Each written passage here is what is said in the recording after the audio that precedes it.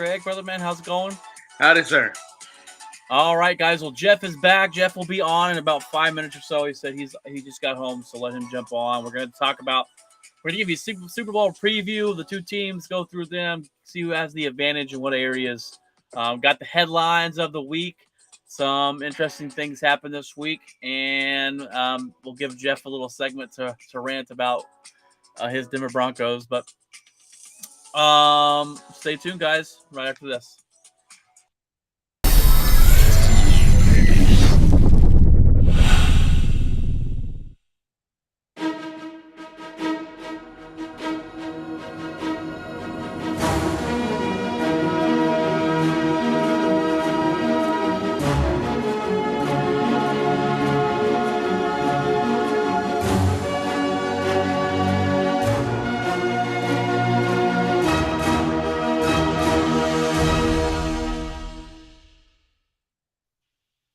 All right, guys, welcome in the OutSpoken NetWork here, Sportscast Edition, Super Bowl preview.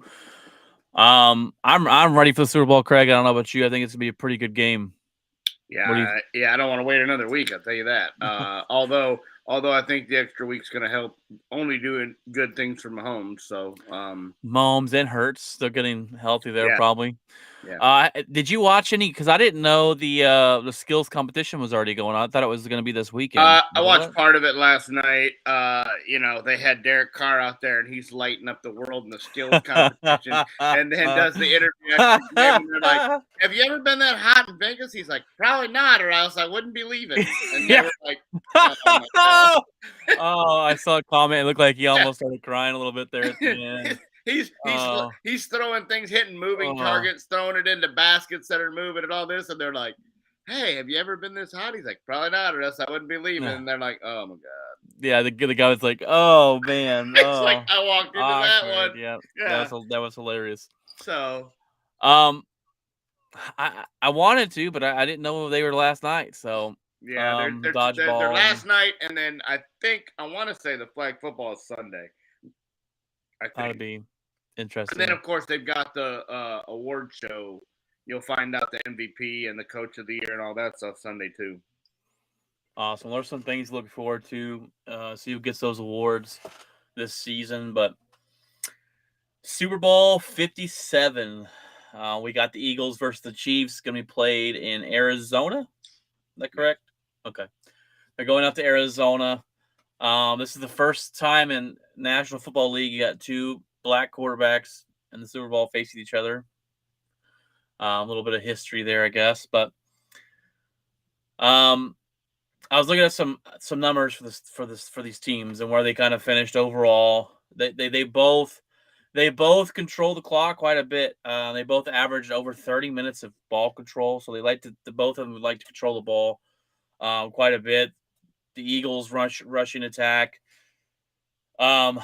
Kansas City's number one offense. The Eagles are number 3, and then if you go look at defense, the Eagles are at number 2, and Kansas City was at number 11 on defense. So,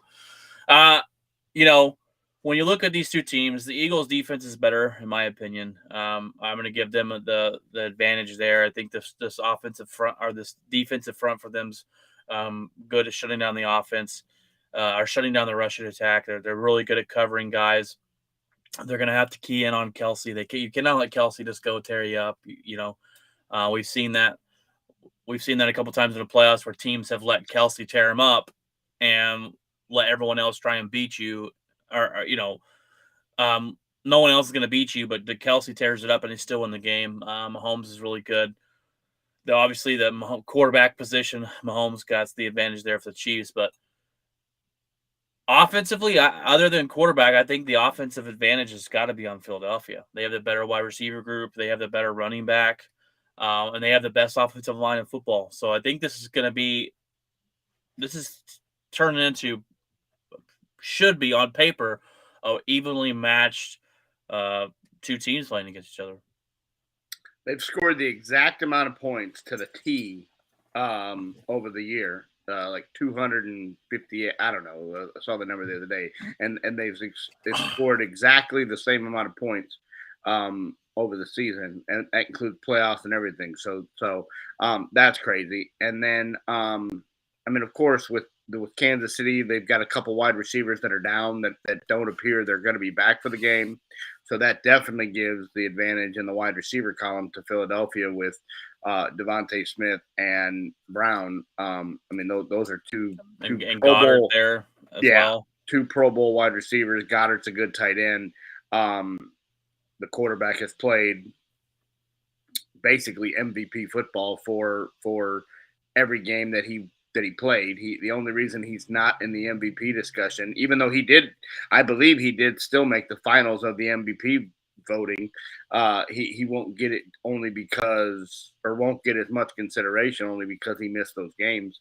But what he's done in the playoffs is just beat 2 teams that were pretty solidly playing when they came in. I mean, the Giants may not have been the greatest on paper, but they were playing pretty well coming down the stretch. They won several games down the stretch to get themselves in. They upset Minnesota. And yes, they upset. They went to Minnesota and upset them. And they go and beat a San Francisco team, although they're playing their 19th string quarterback. Yeah. They still put up a bunch of points against a defense that held Dallas to 12 points, and Dallas was one of the top offenses in football. So why everything points to an even match or Philadelphia having the advantage, I just can't. When Patrick Mahomes goes out there and plays the way he played on an ankle that no one else could play. Like, I love Joe Burrow to death, but if that injury happens to Joe Burrow, he doesn't go out there and put up 300 and some odd yards and 3 touchdowns. He doesn't throw lasers around the yard and on the last drive with 30 seconds and no timeouts, run around the end and make that play to deal. And I just think this is going to be the Patrick Mahomes factor. I just think he's been there. He's been on the biggest stage. This is something he's used to. And the Eagles, Jalen Hurts, I mean, yeah, he played a national championship game, but he just hasn't been on the biggest stage. And I think it's going to come down to Hurts making a mistake maybe that lost him down the stretch. And Mahomes just isn't going to give you that mistake. Like he fumbled the ball against Cincinnati, and we thought, like, that just doesn't happen. Like, he just doesn't make those kind of mistakes. So I don't know. To me, it's just the Patrick Mahomes show. And as long as that guy is as healthy or healthier than he was in the AFC Championship, I just have to go that Kansas City will somehow find a way to get it done. But we'll see. Well, when we could talk about advantages over here on the offensive line and who has the better defense. Yeah, but I think when you have advantage at the quarterback position, the most important position, the best player on the field, that's kind of where you want to lean to. The advantage is a bigger advantage than most. It's more like 2 or 3 advantages instead of just one. And we've talked about it before going into this year, or even this. Hurts has made the best jump we've seen out of any other quarterback 100%. In the NFL, and there's no really argument there of what this guy's done. We went from, I went back today because we got a show coming up next Tuesday, guys. The show you want to listen to. We talked about going before the season of questions. We came up with a question for every NFL team. And I was going back and listening to those because we're going to answer those questions. Did these teams answer those questions that we came up for them? Did they have a good season? Me and you, we were killing Hurts kind of in it. Going back and listening to them, like, oh, we're killing Hurts here.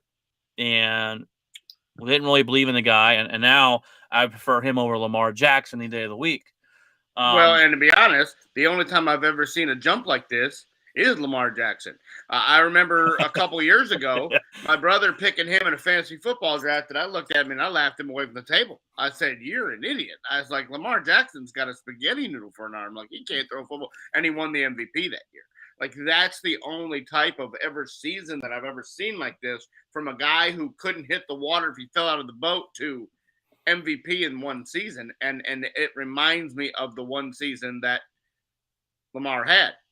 But It was just that. It was one season, and he's been back to Lamar ever since. Well, so we've got to see that. let me see next year. Let me see next year if this is the real Jalen Hurts, or if we just didn't get the film. Like if he did something with Sirianni, if Sirianni unlocks something that the NFL just needs to watch some tape on. And I think his success is going to be more sustainable, and you're going to be able to see it more than Lamar, just because the system they run, the first of all, the weapons they have. That's one thing I'll give Lamar. He's never really had any deep down threat. And the one that he did have, they took away from him. They took away from him. So I think he will continue to be competitive. Will they make it to the Super Bowl every year? I'm not saying that, but I'm saying they will be competitive. I don't know, but yes. Yeah, they will be competitive, but I don't know. I half of me says I can't root against Kansas City. It's the Mahomes. He's going to find a way to get the job done at the end of the game. He's going to find a way to drive down the field with 10 seconds on the clock and win the game. But I'm leaning Philadelphia in this game. I really am. I think the defense is a big part of it. I think the scheme they got Jalen Hurts running, AJ Brown being able to go out there and make some great catches, and with Devontae Smith on the other side is an absolute beast as well. I think Hurts is able to get out of the pocket, and he's good with his legs. Obviously, I'm leaning more towards Philly winning this football game. I could see it going either way, and when I sit here and talked about it and I thought about it this week, these are two well-balanced football teams.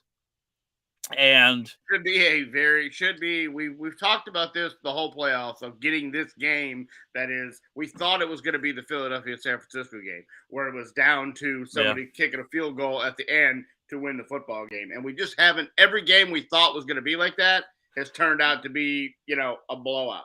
So hopefully it doesn't turn out to be that. I don't see that. I don't see that either. And what the Eagles, if you go and look at the playoff teams, they've been the most balanced football team. You go look at Kansas City, they've pretty much been the most balanced. They don't have a whole lot of running game, but they on defense and offense and special teams, they've been balanced.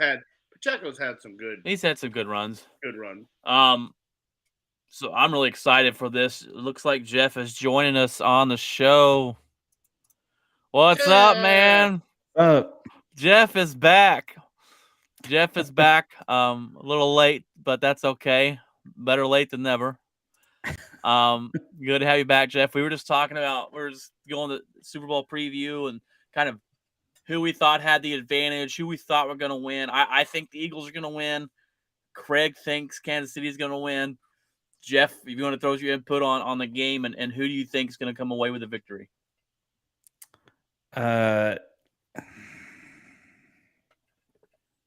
Philly is on fire.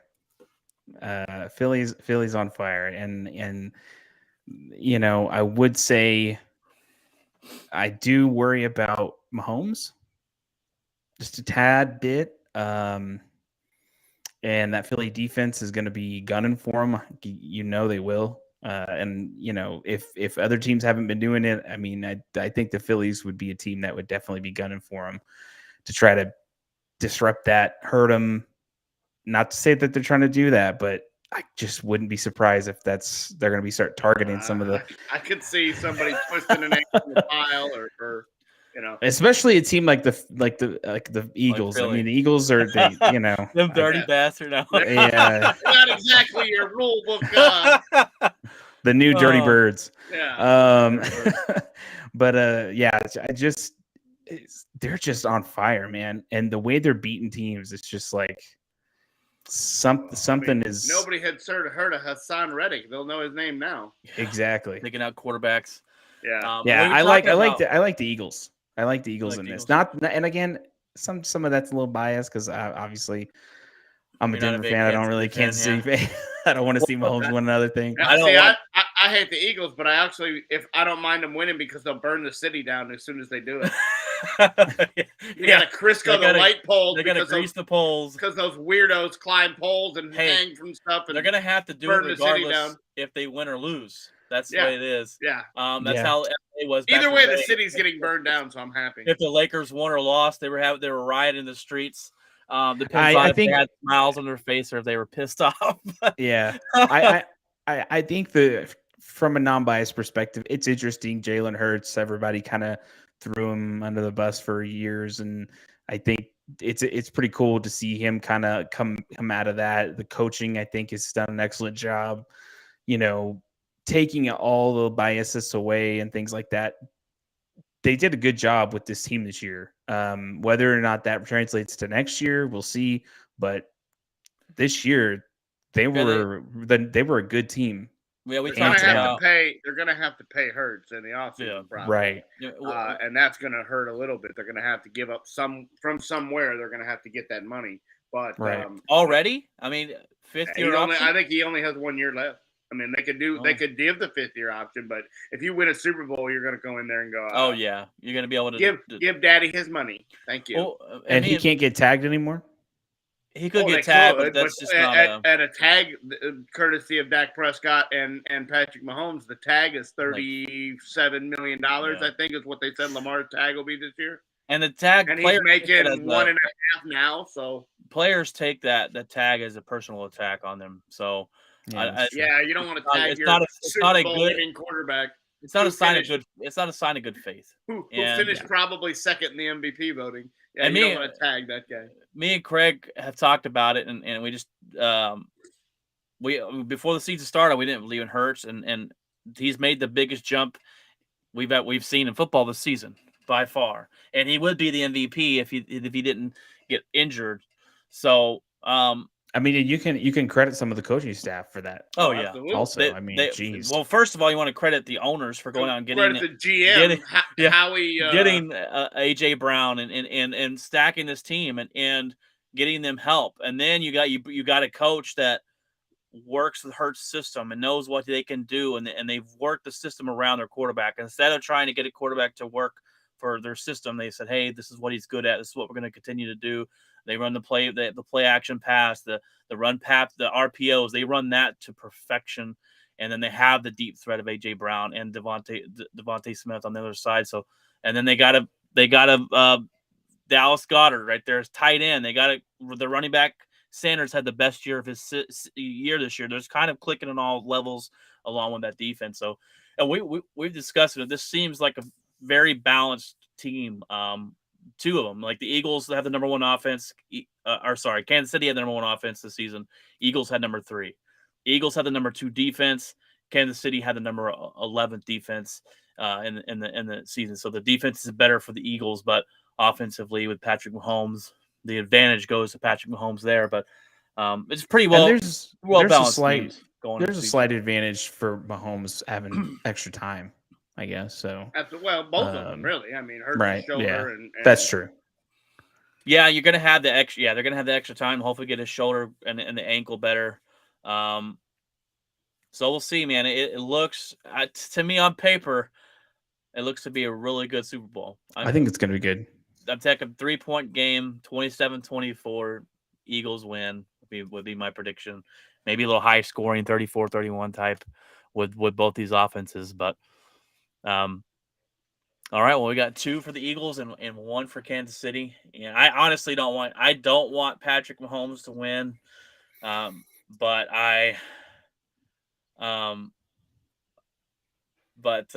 sorry, checking out our comment there. But yeah. But I just think the Eagles are going to get it done, but we'll see. It should be good. I'm just rooting for a good game, and it's actually on my birthday this year. Damn, Packers couldn't make it there and give me a birthday present, but you actually have to make it to the playoffs. Yeah, you gotta. Yeah. All right. Well, there's your Super Bowl preview. We got some headlines of the week for you coming up next, but before we get into that, Tuesday's show, I'm really excited about Tuesday's show. Before the season, me and Craig came up with questions for each NFL team. So Tuesday, we're going to go through those questions that we had. We're going to see if they answered our questions and answer a question about did they have a good season or not. So Tuesday's going to be a good show. So feel free to tune in there as well. But go ahead, Craig, head us on over to the headlines. All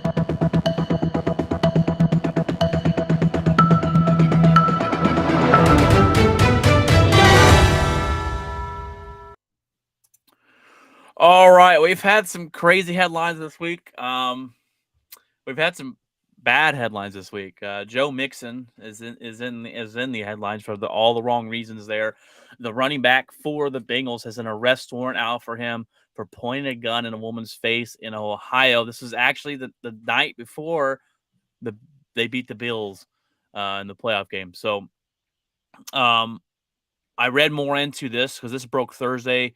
The charges have been dropped as of this morning.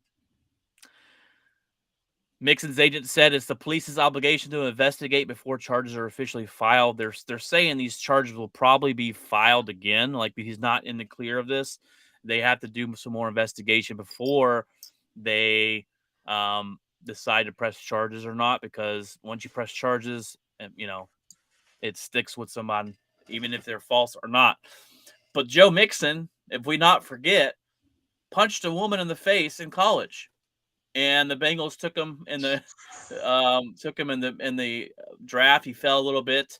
He took him in the second round, and we were like, "Oh no, this guy's got some red flags." And he's been fine ever since. But this is something here that just can't. I mean, what are we doing? I mean, are you going to throw your life away? You want to be stupid? Pointing a gun in a woman's face in Ohio is a I think it's a Category 1 misdemeanor or Class something 1 like misdemeanor. that. So I just don't know. Boneheaded, dumb decision by Nixon. I just don't know what stemmed. I mean, was it a date gone wrong? Was it just he was at the Chicken Express and the lady cut him line? Like, I don't understand idea what it caused. He's like, I should shoot you. I should punch you in the face, and then he's like, how about this? How about I just shoot you, and the cop can come find me? And I'm like, what? Like, what? That makes no sense. Like, so I don't know if there's alcohol involved. I don't know. But yeah, you're right. He did have this coming out of draft. He knocked that lady cold at the store. Yeah. Mm-hmm. And we haven't seen any issues until now. And I don't know. Yeah. You're getting ready to go play the Bills. What do you? I don't understand. That makes no sense because they wouldn't have been in Cincinnati the night before. That game was in Buffalo. So was it maybe the day's wrong? But that's what this article said. But just dumb. Yeah, this is just one more, and one more story that Goodell's gonna have to sweep under the rug. Yeah, there's a couple of them this week. There's one more that's a little worse than this one. Eagles offensive line Josh Seals indicted on rape and kidnapping charges. Yeah, here we go. Said he held a girl that he's known this girl since high school. Apparently, they dated before. Yeah, dated her before. He held her, kidnapped her. Basically, held her hostage in his car and made her perform sexual acts before releasing her. So there goes their offensive lineman. I don't know. Well, he only played one game this year and he's a backup. But I mean, God forbid you go to the Super Bowl and some guy gets hurt. I mean, Lane Johnson is playing with a groin that's torn away from its bone, so he might fall in the deal. But this sounds to me like it's pretty cut and dry. Lock up, lock him up. They put him on the exempt list. And he'll be there for a while, but this sounds to me much more clear and concise than the Mixon deal. This just sounds to me like he was dating a girl and thought he could get. Yeah. Whatever. I play for the Eagles. You know who I am, and and he thought, I'm just gonna take her out, and at the end of the night we're gonna do this. And she was like, all right, see you later. And he's like, oh, hold on, click, and locks the doors and deal. And she did everything by the book. It sounds like the charges were filed immediately after the night. Like she didn't wait a week, she didn't wait a month, she didn't wait. She immediately filed them. It sounds to me like there was a kit done, and so to me it sounds like he's pretty much. It might be his career, and it should be. Yeah, that's true. 100%. Yeah. So has anybody looked up the latest for this Joe Mixon deal? Other than what Brian said about the charges being dropped. No. The charges were dropped, but because it was just. It was saying that it doesn't. Go ahead. Go ahead. Well, it was saying that the charges are dropped. They got to do more investigation, and it doesn't Yeah. mean that the charges won't be brought back. Like, this isn't just he's dropped the charges and he's good to go. This is, we're going to do some more investigation, and then if charges will be filed later on if need be. Okay. Okay. Does the Yeah, DA I was just curious because I was like, it seems like it's just going to be changing all the time. Brought So on Thursday. The charges were brought on Thursday, and they were dropped on this morning, Friday Yeah. morning. So, but the DA can go back and still file them, even if if somebody got to her and gave her a bunch of money. If the DA has enough evidence, the DA can file them themselves if they want. But I don't. That's probably what they're waiting on is their own investigation. just a mess, all of it. Yeah. Oh yeah. Gosh, and really. luckily Cincinnati's not playing in the Super Bowl because he would probably join Sills on the exempt list and not be able to play in the Super Bowl. So it probably was a good thing for Cincinnati. They got eliminated. all right. Well, we'll get into some better stories here coming up. Derek Carr said that he's not extending the contract trigger date, which means basically, if he was to agree and accept this, they would basically give the Raiders more time to figure out what they're going to do with him. He said, nope, the deadline's I think February 15th, and they have until then to either trade him, cut him, or sign him back. So they got to figure out what they're going to do with him real quickly as that's moving. But good for him. This guy's given everything to this organization. He's talking about wanting to retire here and all this stuff. And they've basically 2 games before the season, they said, you're not playing for us anymore. We don't want you. So don't give him any leeway. This is the date. Figure it out. And good luck. But I don't know where he ends up next season, but it won't be with Oakland, and they've got to figure it out in a hurry what they're going to do next. Well, I think it's just recently they're allowing him to talk to other teams. Are they finally allowing him? Because for a while they weren't, which is kind of weird. This was 37 minutes ago.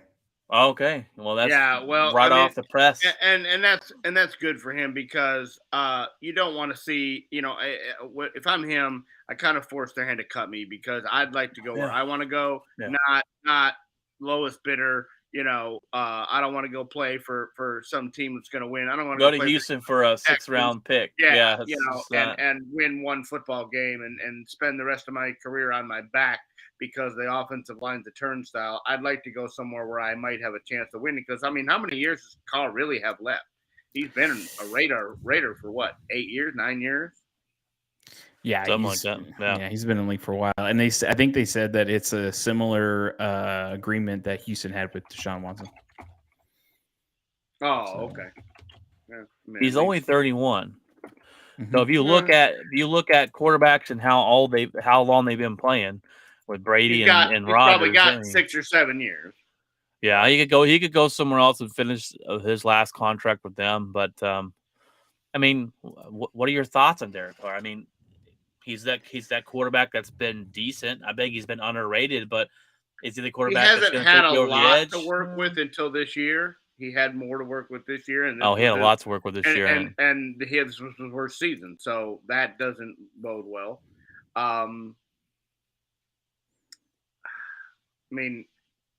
He has some good games. He has some bad games. This year, he just seemed to have more bad than good. Yeah. I don't know. There wasn't really a connection between him and Devontae Adams right off the bat. There's something that just seemed weird. They got all the talent in the world for him this year, and they seem to not to live up. And I know they play in the toughest division in football, or one of the toughest divisions in football. But they just put it together. And that offense, it wasn't like when McDaniel went to system. Well, it wasn't like when McDaniel went to Denver, the offense flurried. So I'm wondering if that's not like when these guys lead Belichick, their systems don't seem to work as well. Patricia left. He went down to Detroit. It didn't work. McDaniel tried to leave a couple times. That hasn't worked. Like, not too many people that are under the Belichick umbrella have gone and had success outside the Belichick umbrella. Once they get out there, they don't seem to have a whole lot of success. So I'm wondering if maybe Carr's not getting a bad rap for McDaniel. It could be, and maybe the offensive system that he's running is too complicated for Derek Carr. Yeah. I don't know. Maybe I mean, if you're not getting in the Brady, system, you see Brady retire, and he was like, "I'm not running back." He didn't run back to Josh McDaniel, so I don't know. yeah, and it could be. I don't know if Josh McDaniels is the answer there, but Doesn't seem to be the answer anywhere, but we'll see. He does get another year. If not, he could go back to play the Patriots. Belichick will take him back. Oof. Yeah, Derek Carr.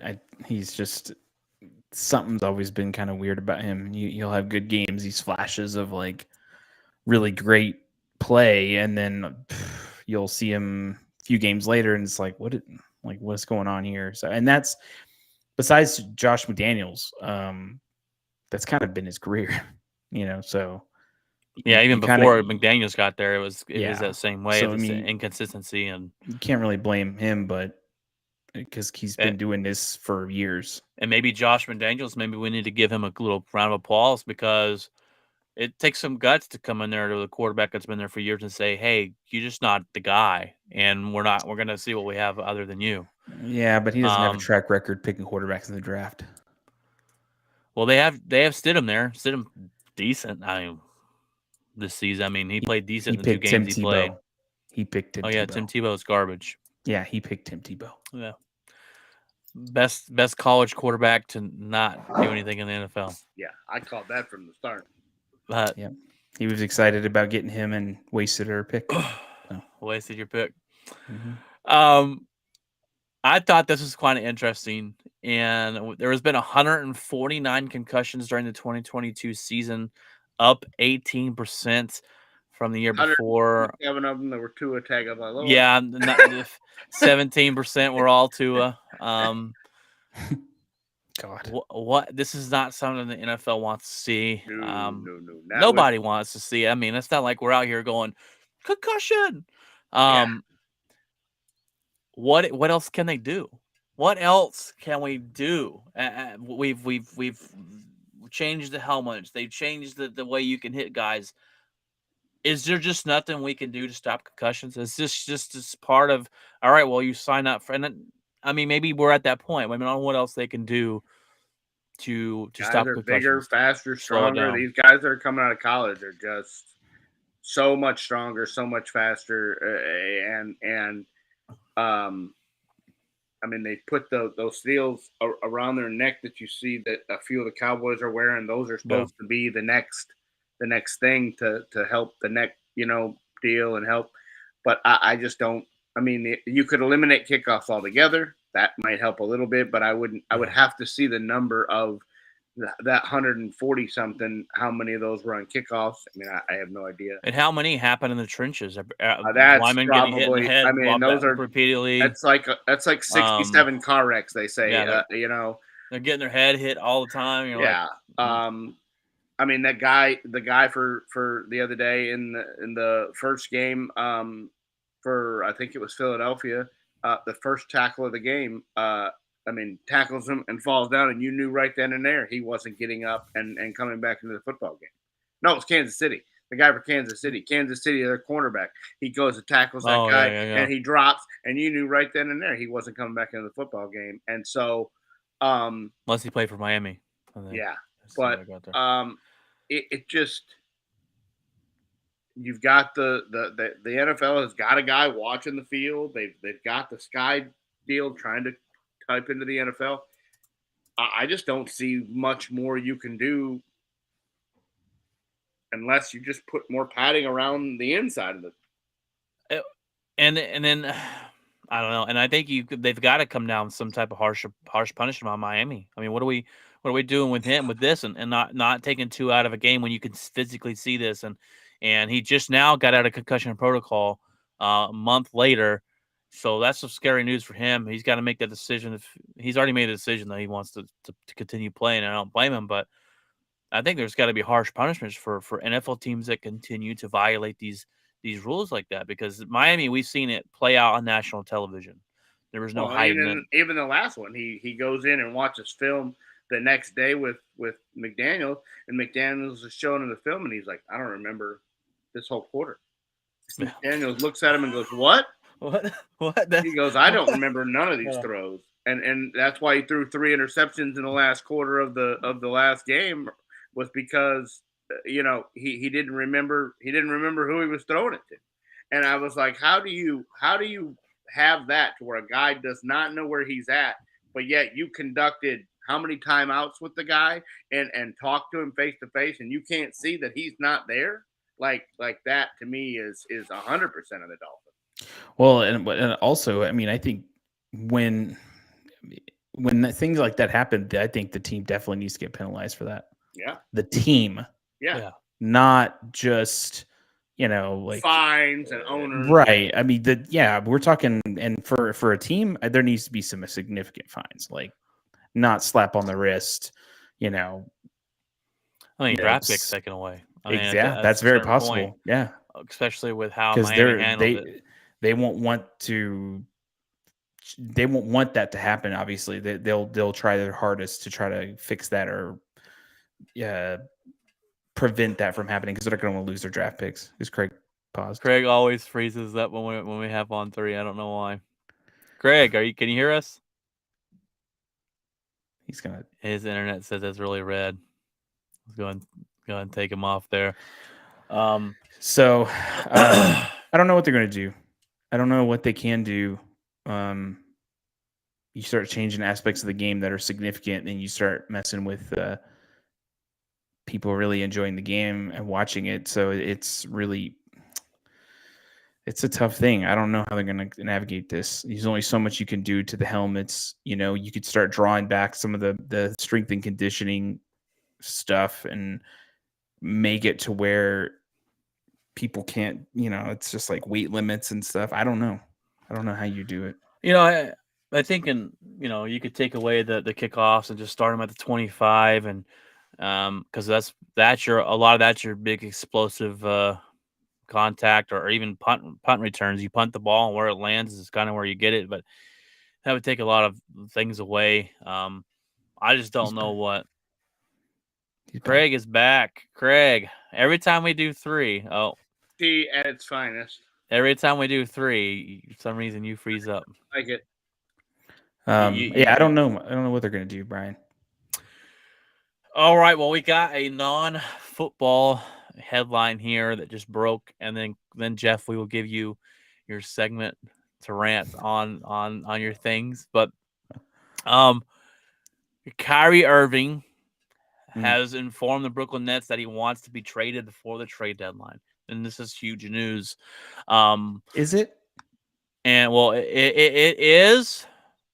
First of all, I don't want this guy nowhere near my team. He's an absolute cancer of a person, and everywhere he goes, he brings down. And basketball skills, he's great. Person, cancer, I don't want him. I don't even want to call him. I don't want the Mavericks to call him up, but he wants out. And this, if they do trade him, what a debacle it was been in Brooklyn. What an absolute joke of going out and getting Kevin Durant and getting Kyrie and like, oh yeah, this is going to be the new dominant force. And they didn't come close to winning the championship. Someone will take him. Someone will send a bunch of players for him.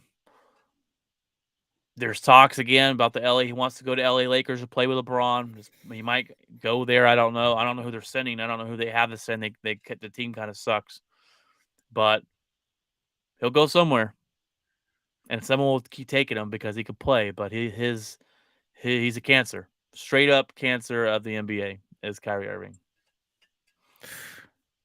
This isn't a surprise. His personality can only drive so many people before he starts burning bridges, and who knows what's gone on in that organization. We know what he's done in the past. So I mean, you can kind of, I think the writing's on the wall there as to what maybe is going on in Brooklyn.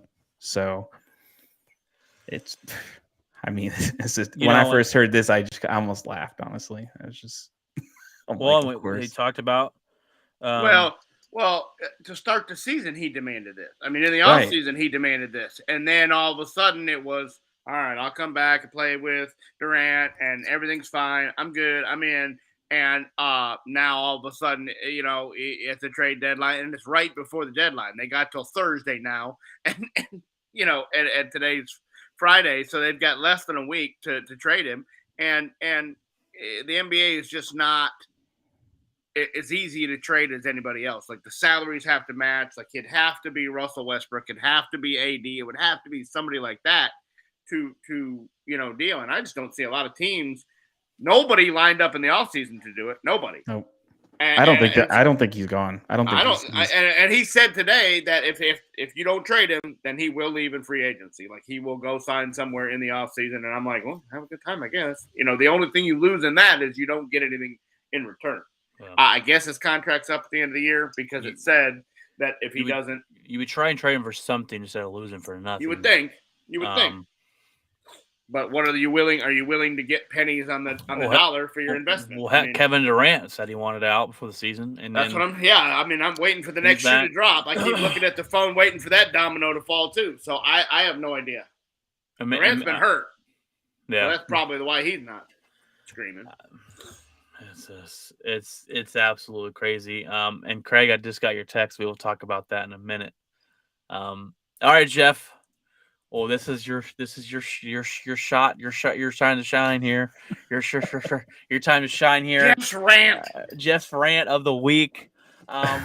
Weekly segment at Friday. I want you to come in here screaming like Stephen A. Smith. I gotta get my cowboy hat on and my cigar. Oh man. All right, brother, go ahead. So I don't know what's going on with the news, but the quote unquote insiders that are the sports journalists that are trying to tell everybody what's going on, and it's been chaotic. And it's been chaotic with my team. You have rumors of this guy's the candidate, then you have Ian Rappaport, which I am going to name drop. He's saying one thing. You have, another reliable source saying something different. You have Colin Cowherd who's sitting saying something different. And it's just this merry-go-round of news and debacle all off season. I don't know where half this is coming from. Then you have the Vic Fangio thing where he's like, I didn't say I was going anywhere. I'm like, wait. So he literally, he literally said, I haven't signed anything. And then, no. Yeah, he's like, I haven't agreed to anything. And then you hear reports from, local reporters here that are like, he's talking to the Pinners group. I'm like, what is he then? Who are these people? What are these people talking about then? It's been a mess. It's been a mess with these journalists, these sports journalists that have all this insider information, and it's contradicting. Like, 1 minute it's like, oh no, Evero's not Evero, but D'Amico Ryan is going to be the head coach, and that it was always D'Amico Ryan, and then all of a sudden it's like, well, no, it was never D'Amico Ryan, ever. Like there's people that are close to the organization that are like the whole time it's been Sean Payton. That's their guy. Except for when he had the problem with the ownership or whatever, which Payton was like, right. That's not a thing. He had to come out on Twitter and was like, no, I don't know where that story came from. We had a great meeting. Yeah. Colin Cowherd was like, I heard they had a great meeting. I don't know where that came from. Something was weird with that. I don't know if it was a negotiation tactic to try to mess with the dollar amount for Peyton. Somebody was leaking something. Yeah, something was up with that. The whole D'Amico Ryan thing, I figured, because he's a hot commodity, right? Sure. I figured that they were like, well, let's try and get him because you don't have to give a first and second round draft pick. And when that fell through, and because D'Amico, they came out today, said Houston is his dream job. He grew up in Houston. He wanted to be there. And he wants to win in Houston, which is great for him. I don't know who wants to sign on for that job. There. Oh, okay. There you go. He's excited to be back in Houston. Well, of course, Denver's going to come out and be like, no. It was always Sean Payton. Of course they're going to say that. I mean, I believe that they didn't talk to D'Amico Ryans. They also talked to Jim Harbaugh. Yeah, they flew him in. But at the end of the day, Sean Payton's the head coach. So Right, but I think the main thing is this is where a lot of people here are going, none of this makes a whole lot of sense. The second that D'Amico Ryan signed, it was like a 40-minute window, and then Sean Payton signed. There's no way that they had that short of a time to agree to terms with the Saints, agree to terms with Sean Payton with the money, because that has to happen in 40 minutes. That seems a little Well, it's quick. just like the Kellen Moore thing. Yeah, There's no way Kellen Moore got fired on whatever right on Sunday afternoon, and by Monday morning he was the offensive coordinator in LA. Yeah, and then you have people within the organization that were still they're still behind the scenes.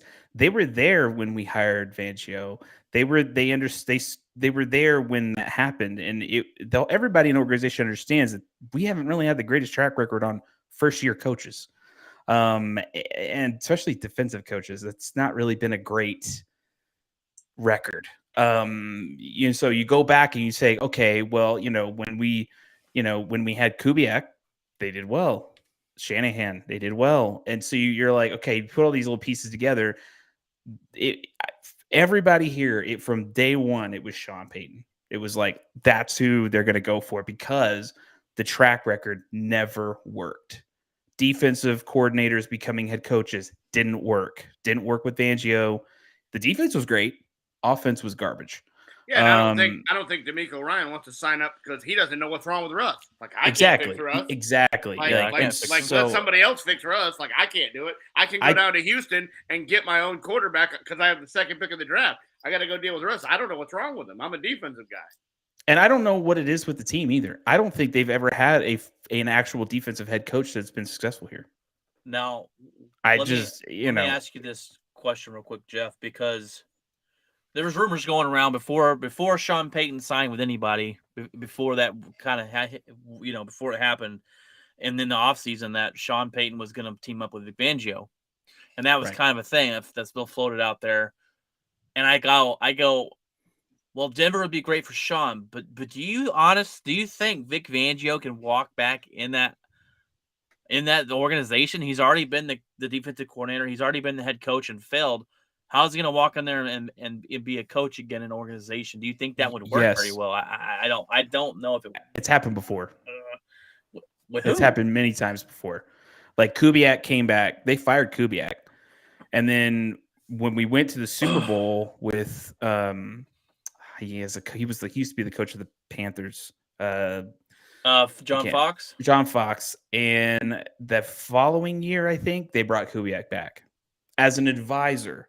And then he became the head coach. That's so weird to me. It's very weird. And then we won a Super Bowl, oddly enough. So it was just like, and I don't think Fangio's a fantastic defensive mind. And when he signed in Miami, I said that's great for Miami. They got an offense. The defense is good. Well, the league is copying. They're copying his strategies.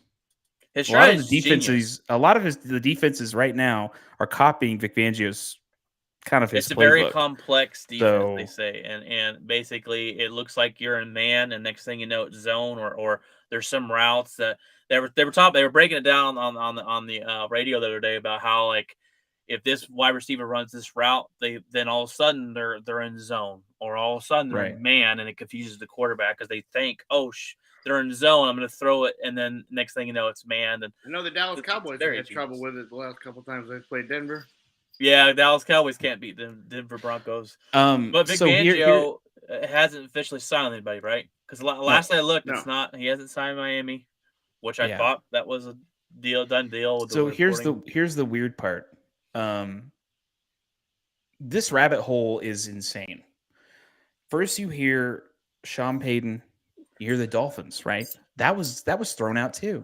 It was like, oh, he might go to the Dolphins. He might bring Vic Fangio to the Dolphins. Tom Brady wants to go to the Dolphins. I'm like, what? And that's why the Dolphins don't have a first-round pick already, because they were trying to tamper with Peyton and Brady last year. And so then here we go, and then it's like, no, now Sean Payton is the Broncos head coach. No, Tom Brady retired. I'm like, wait a minute, that is the weirdest thing. Sean Payton signs with Denver. Tom Brady retires. Like if Sean Payton signed with the Dolphins, do you think? Well, he knows he can't go to Denver. They can't get rid of the Russ No, contract. no, they're not going to get Tom Brady. People, the fans here wouldn't even go for that. So, besides that point, would Tom Brady have retired, or do you think he'd have gone to Miami? I think he goes to Miami. I think he goes to Miami. How There's weird. talks. How There was talks. crazy is there was that? talks. Because I think he wanted to play for Peyton, and that's who Yeah. he probably only wanted to play for. And then when he realizes, well, I can't go there, I'm out. There was talks throughout the GMs said that they felt like Tom Brady will play next year, but it won't be in Tampa. They said that for sure. It will not be in Tampa, but he's playing next season. And then Sean Payton gets hired on Denver, and then Tom Brady retired. At the end of the season, Brady straight up said, I'm taking you as long as I need. And then Jim Gray asked him the question, and he gets all like smoking hot at Jim Gray and goes, what did you ask me? I'm going to take as long as I bleep and want, blah, blah, blah, blah, and goes ham on Jim Gray. And then 2 days later, I've lost the love for the game. I'm going to retire. I'm like, wait a minute. 2 days ago, you just jumped in a guy's deal, and a guy who's been your personal questionnaire, your podcast moderator for years, and you jump in his deal and go, I'm going to take as long as I want. Well, tomorrow I'm going to retire. I wish my quarterback would hurry the hell up and figure out what he's doing. But he did yesterday while he was playing golf. He said, I'm not going to San Francisco. Yeah, he goes, I'm not going to San Francisco. Yeah, I know. You're going to the New York Jets, and you're going to like it. I mean, with all that said, it's just been a mess. And so I looked at it like, look, whenever I know. Yeah. I don't want to jump to conclusions because there's on the line. Exactly. When I hear it from the actual team, I'll know. And so it's just, but it's so weird that you're getting these journalists that usually are respected, getting conflicting stories, information. It seems like it's getting worse every year it goes on because they always want to be 1st. Mm-hmm. Yeah. Whether it's true or not, I'm the first person to throw it out there. I mean, it's just like the whole thing with baseball. The Aaron Judge thing. Oh yeah. He's this giant. Oh, I got it wrong. My bad, guys. That was that. You were so excited for 10 minutes. They misspell his name too? I think. Yeah. They were like, "Oh no, it's not Aaron Judge. It's Arson. It was Arson Judge. Arson Judge. Brother. I'm like, can we have him? We signed his brother. Yeah. He was trying to do it so fast. He misspelled his name and got it wrong. Like it was the internet shut down for 10 minutes. Yeah, I remember when that happened because I was sitting there going, worst offseason ever. They signed Aaron Judge for 10 minutes and they signed Carlos Correa for 6 days. Neither one of them will be in spring training. So yeah, with all that, it's I mean, coming back to the Broncos, a lot of people here, there's some perspective to being excited now that maybe the offense is going to be more exciting to watch. You got to fix that quarterback. Not as predictable. It cannot be any worse. The good part is that he in a I guess a tweet that he said was that we will need to run the ball, which is awesome to hear. We have a good running back. He got injured, but he is coming back. Now, but I think the thing is setting up the run to set up Russ. There's something to that, and I think probably that's what worked in Seattle. You go look at his successive seasons. They have Marshawn Lynch. They ran the ball. They played good defense. And I think he sees that. My question for you, Jeff, how do you feel about Sean Payton? I think that this is a completely different kind of coach than we've had before. So I think that it's a step in the right direction. I think it's an aggressive move by the ownership group. I think this is exactly what they needed to do to kind of jumpstart this team. The reason why is because going back and looking at first-year head coaches didn't work. Defensive-minded head coaches didn't work. The only time that it did was when we had a coach that actually had some success as coach somewhere else, had experience as a coach somewhere else, head coach, not just defense, offensive minded. We haven't had that. And I even when we won this last Super Bowl, I wouldn't even consider that because even John Fox was more defensive minded. And if you go back to look at the actual true successful, like consecutive seasons, you're like, okay, we're on it. It's got to be Shanahan. That was the last time that we really had an offensive minded, focused type of coach. And so that's why people get excited here, because they look at it and they're like, okay, last time it was Shanahan. So this is going to be different than the times before. So a lot of people here are excited because the offensive has been predictable, boring, plays that made no sense half the time. It's just been hard to watch because you have pieces there and you're just going, what is this? And I don't know what was going on, especially with Hackett. I don't know what was going on there.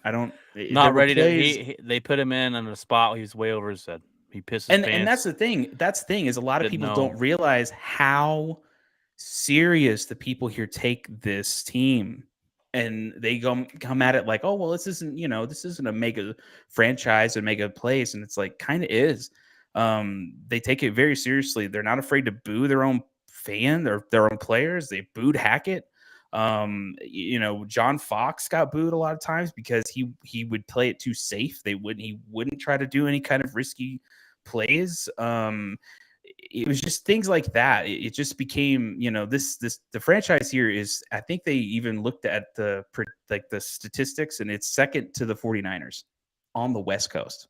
That's crazy in terms of popularity. So it's like they're an extremely big franchise that are kind of underrated. They kind of go under the radar a lot of the time because people don't necessarily think about them. But their fan base here is freaking avid. And so they're excited about this. I think, it's going to hurt us in the draft this year, whatever. Next year, we pretty much get back to reset that. We have a lot more draft picks going into next year's draft anyway. But I do think because they got rid of a lot of picks, I do see some scenarios where I could see them trading a few pieces, grabbing more draft capital, and then possibly even, because there's not a whole lot to fix on this team other than obviously O-line, and then you got to figure out the quarterback situation. So other than that, I think I can see them also getting people in free agency and fixing pieces that way to make up for lost draft capital. Yeah, because honestly, sending a first and a second for head coach is asinine in my opinion. But you're pitting somebody had to do it. So you're pitting your. Well, here's what the Broncos are essentially doing. They're putting all their eggs in the Sean Payton and Russell Wilson basket, and hopefully it pays off for them. It's also just not Wilson. Like, I think they look at it as a bigger picture, and they go, Sean Payton in general, they want him here, and if he does well, because think about it, he's inheriting Wilson. He didn't get him. That was George Payton that did that. The ownership group also looks at it that way too. They didn't get him. That happened before they became owners. So they look at it like, George Payton, this is your project.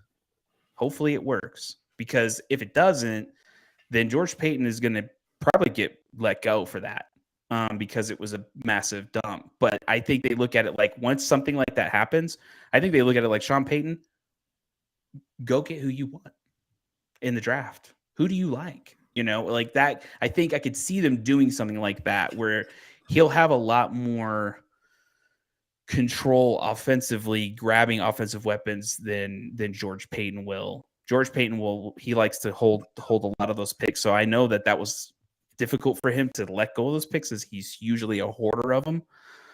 He was like that when he was in with the Vikings. So overall, though, I think look at it from this perspective, there's not a whole lot to fix on this team. They have a great defense, great weapons on defense. O-line needs some work, obviously. They had tons of injuries on O-line this last season, ridiculous amount of injuries. And then, obviously, other than that, a great running back coming back from an injury, great weapons on wide receivers, all that kind of stuff. So, in my opinion, it's mostly free agency that I think they'll do some things in. Obviously, I don't see them doing a whole lot in the draft because they won't have a lot of it. But I just think that the fan base is kind of like, we already have these pieces. Just create creative plays and get this offense going. That's kind of how the people here are looking at it. All right. Well, hopefully all pans out there. We My thought question- last year getting Russell Wilson was going to be great, and it didn't turn out so well. But my question to you is, would you want Sean Payton as your head coach? I would not. Would the Cowboys want Sean Payton running the offense for the Cowboys? I thought that was going to be the move. I thought that was going to be it. I mean, that Sean Payton and Jerry Jones have been family, friends, and drink wine together for, in the off season. And honestly, I thought if they were going to make a change I think he would have been the Cowboys head coach had it not come with draft picks. Jerry won't give up that kind of capital for Peyton. I think that's the only reason that McCarthy is still the head coach. And I think they're kind of giving McCarthy his own rope to be hung with by letting him call plays. This doesn't work this year. Yeah, getting rid of his main guys. Yeah, getting rid of his guys that he's had, the offensive line coach, his right-hand man that didn't really have a position, just kind of ran around and gathered information. They got rid of all those guys. And he said, okay, that's fine, but you're getting rid of Kellen too. And they were like, all right. So they got rid of Kellen, and they go, here you go. It's all yours now. And if it fails, then it's on you, and they can get rid of him and move on. Yeah, and the other thing is like the fans kind of saw what this offense could look like the last two games of the season. It was all kind of like coming together. You had a couple pieces on offensive line that got back from injury the last two games. Something was weird. As soon as Hackett was out the door, this offense looked a little different. They were not afraid. They were creating plays. Russ was moving out of the box, throwing, out of the pocket. It looked different. Something was off with Hackett's plays. It calls, and according to Hackett, he wasn't calling the plays. I doubt it. I do think Hackett was still calling plays. I don't believe that he was he was giving it to the OC. With Hackett, it's so weird because he went from Green Bay being Aaron Rodgers' right-hand man to head coach. And sometimes, as you could see, as it played out the season, is he's not ready to be a head coach. And now he's the offensive coordinator for the Jets. And some people are that way. Russell Wilson's got to learn a whole new offense with Sean Payton. And if anybody can turn him around, I think Sean Payton can do that. Sean Payton, I don't know. I'm not I'm not a big Sean Payton fan. I think he's good. I don't think he's great. He went 8-8 3 years in a row with Drew Brees. They only won one Super Bowl. I think his stuff's just old. Was that his first year head coach? First 2 years? When they went to the Super Bowl, I'm not sure. There's some statistic when you get a head coach, if you don't win the Super Bowl in the first 3 years and you don't win one, and that's panned out everywhere. But so I think it was in his first 3 years. Well, it's just because they're on the rookie deal and everything like that, and the problem is with, like I said, when on the rookie deal, they were still paying Romo. So they didn't have the capital to go give Dak the. What are we talking about? Dallas? What are we talking about Dallas here? Oh no, we're talking about Drew Brees. Oh, yeah, I was talking about Sean Payton and Drew Brees. My bad. What are we doing over here? What are we doing? So the thing is like, I think who knows what was going on at that time. I don't know what was going on with him as a head coach at the time.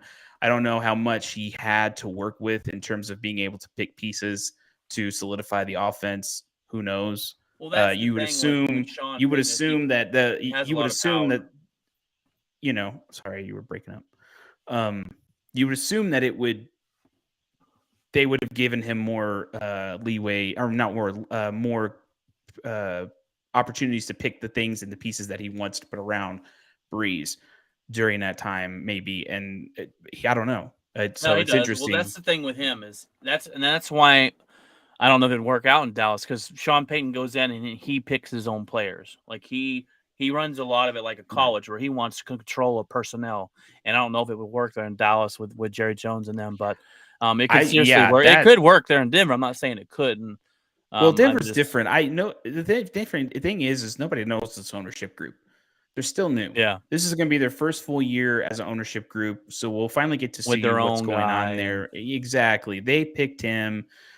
He agreed to work with them. So this is the first time we're really seeing them in an off-season perspective, getting a coach, hiring one, letting him pick his staff, all these kinds of things. So it's interesting because in my opinion, what I'm seeing is they're allowing him to now interview his staff. They're kind of hands off, it seems like. So they're going to let him bring in all his guys. This to me seems very much like old Bronco ownership. They allowed people to just kind of, they oversaw it. Obviously, they're the boss. They make the payment, the paychecks. They pay the paychecks, but still, they don't want to just act like they're the ones who knows what's going on and what to do. Well, we got to get into something before we bounce off this episode. And Craig brought this up and reminded me of it, and I just can't stand it, Craig. All this NFL's rigged crap. I can't stand it. I think it's the dumbest thing. And Arian Foster, former running back of Houston Texans, said they all get a script. I mean, I'm talking about you're going to have 3 touchdowns this game. You're going to blow your Achilles in week 3 and go out with an injury. I'm like, get out of here, bro. Pull your head out of your butt. He's doing this for publicity. Yeah, I thought it was a joke. Is this not a parody or something? I thought so too. But then all of a sudden, you start to see more and more of these stories of NFL's rig has been trending ever since the Cincinnati game. But that's kind of what brought it up was the officiating was really poor in the AFC Championship game. Yeah. But I mean, it happens every year. It happens every game, every year, you had the Rams go to the Super Bowl on the blatant pass interference call that was missed and let New Orleans go to the Super Bowl. I mean, it happens, but this has been like Arian Foster doubled down, and then you see all these other players go, "Oh yeah, we get them in our lockers, and we get that." And I'm like, this cannot be a thing. Like, if I'm the NFL, I'm like, you're getting fined, you're getting fined, you're getting fined. This is such fake, and all these idiots, they'll come out there and make these videos, and is this scripted?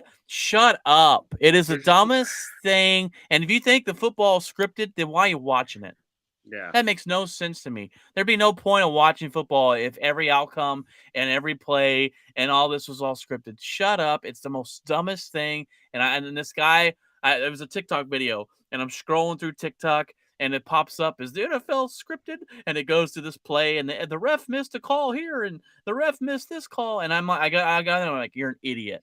Yeah, I mean, it's like stupid. Like, okay, let's make Brock Purdy, Mr. Irrelevant. Let's make him good.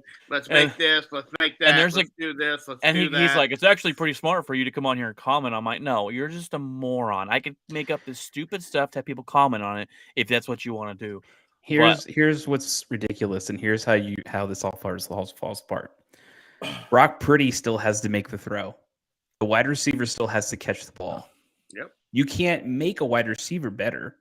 You can't make Brock Purdy better. You can't make Brock Purdy's arm stronger, a robot, like where he's just throwing perfect dimes left and right. And then, you got the wide receiver hitting the spot every time, running the perfect route. Like, you have to understand that's where this falls apart. It's kind of like if someone says, oh, well, the NBA is rigged. Okay, so you're going to tell me you're going to tell me that Curry is just sitting there putting a magnet to the basketball and he's just shooting it left and right, and it's just every single time. Like, come on now. You still have to make the shot. You still have to make the throw. You still have to block. You still have to make the tackles. It's also instinct too. Like, for example, offensive line, right? Your instinct is to block. You do not want to get thrown to the ground, like, period. So your instinct is to shove back, right? Constantly. So it's like, when you put that in perspective, you take that kind of falls apart too, because you go, well, if it is, then they're just gonna walk to the side and let their quarterback get sacked. That's what's supposed to happen. And they'll be like, oh, they'll point out, well, he missed a call here. Calls are missed every play, every game, every snap. I can't stand it. And I swear, if I see anybody posting the stupid shit, I'm going to get on. Sorry, language. I'm going to get on there and tell you, you're a moron because you're stupid. Stop it.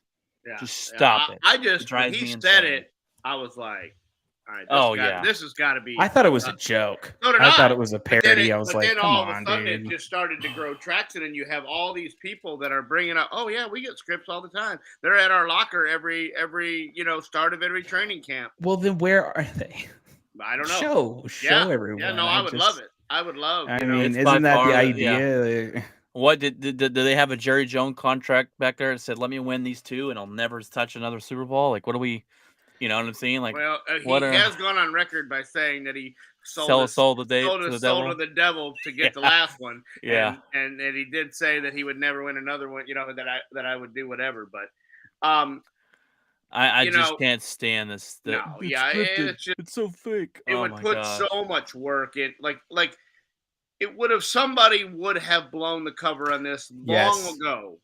Yes, there's a TikTok video making fun of it. They're in a room. Then Arian Foster, you know, how many years has Arian Foster been out of the league? Yeah. And he just now comes up. He's looking looking for relevance 100%. Again. He's trying to get himself his name back out there. There's a TikTok video. I don't know if I saved it. I think I shared it. But they're in a room. They're like, all right, NFL script writers, let's go.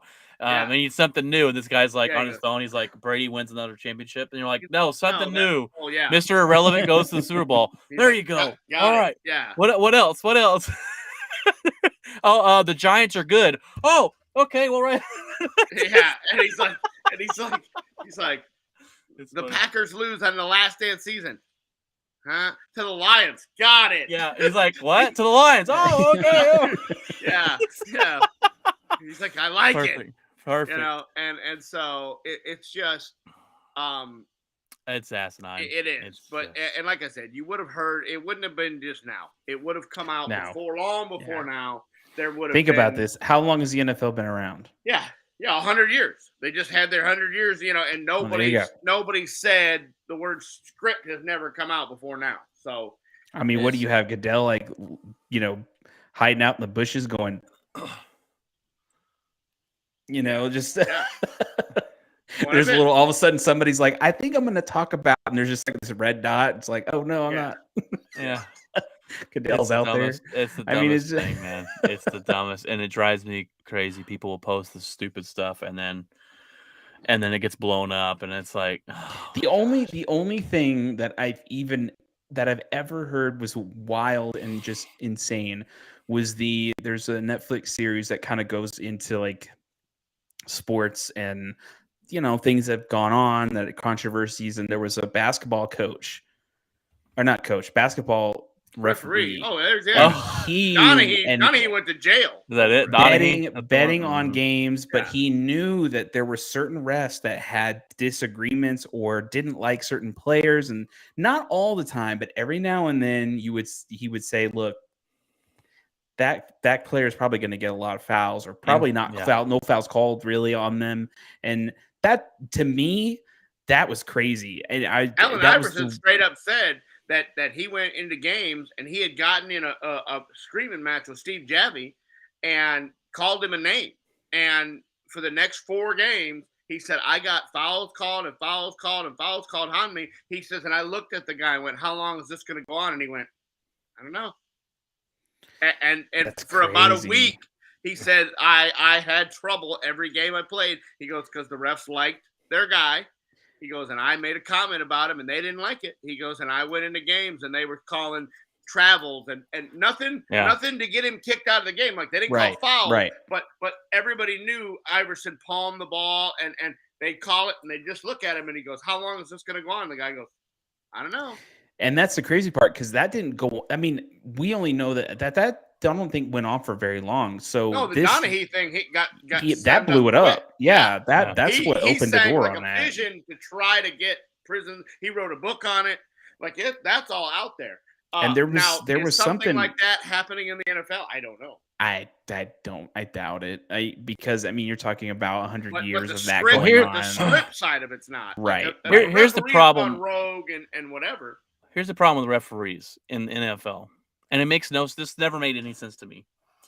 They have your NFL team. The refs work together, and they work together at each game. And then when it comes to the playoffs, they take the best one out of each team and they put them together. They've never worked a game together. They've just run. So they don't know their tendencies. They don't know this guy looks at. They don't know that. And I think you need a team to stick together. And if that team makes the best calls in the season, you move that whole team to the playoffs and you let them call a game like they would, and you get that kind of communication, and the games run smoother, and instead of flags here, flags there, and what are we calling who what, and it's just a lot of confusion. I think when they do that, they put the dream crew together. There might be a guy that's a back judge in the playoffs that he wasn't a back judge. He was a line judge, or he was somewhere else. He was an all-star ref, but he wasn't that ref. He wasn't the back judge. So he's calling penalties in a position on the field that he's not used to looking. He's used to looking from a different angle or something to that effect. And that is a lot of it. Like when in baseball, when they move these umpires around, there's guys that are down the line and stuff. They've never done that. Yeah. And it doesn't make any sense. You want the best, but you want the best team that's solid together and communicates well. But I don't know if that's going to change. Yeah, But in terms of the rigged stuff, I don't think that. I think that would be too difficult for 100 years stupid. to just for nobody to say anything. It's absolutely. Yeah. Just stupid. Even if you think about it, you're talking about people in personnel. This is people like in the back offices and stuff. Like somebody would say something. There'd be a disgruntled employee. Yeah, there'd be a disgruntled employee who didn't get compensation for something, and they would be like, you know what? No, I'm blowing the roof off this. It would have already come out. Well, all right, guys. I think that's a pretty good episode. We've had a weird week here in Texas. Craig, we worked Monday, and that's about it. So tomorrow we have to go in and work our full day like it's a normal day of the week, which sucks for us. But it's been icy, so it shuts us down here in Texas. But that's gonna be it for this episode, guys. Feel free to like our content, share us, come on and comment on YouTube, and get on the show. We will provide your comments live on the show as long as they are friendly. But feel free to check us out, guys, and we will be back me and Craig will be back on Tuesday to do the show. Friday, Jeff will be back on Friday. It's good to have him back, and we will go next Tuesday. We've got some interesting stuff as we go through the questions that we gave each team and see if they answer those questions that we gave them before the season. That's not too confusing because I keep saying it. I'm like, that sounds a little weird, but you'll find out Tuesday. But guys, God bless. I hope you guys have a fantastic weekend, and remember, keep it outspoken.